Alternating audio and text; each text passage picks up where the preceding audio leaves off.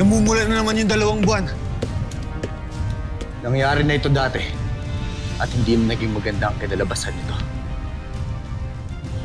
Marami ang mga namatay. Marami ang mga nangulila. Palagi namang may namamatay at nangungulila sa panahon ng digmaan. Wala na tayong kadala-dala. Rama, marami pang kalaban sa loob ng palasyo. Mga kasama, Esta Sectu!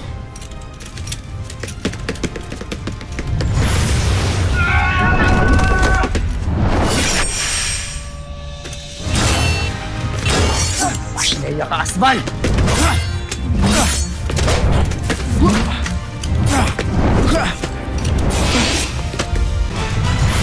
Fresh ka! Mas na ka, di ka ligtas sa palasyo. Masusunod, Rama. Ayan na. Huwag niyo sasabihin. Huwag niyo sasabihin sa kapatid ko na nasugatan ako. Hindi na ako papayagang makipaglaban muli. Oo, hindi namin sasabihin. Maaari ba kayo tumawag ng babaylan? Opo, Kuya Rama. Ayan. Ayan na.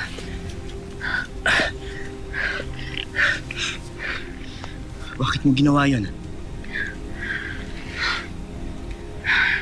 Yun ang nais ni Amihan. Amihan? Hindi kita maunawaan, Ariana. Rama. Ano, hindi ka maniniwala.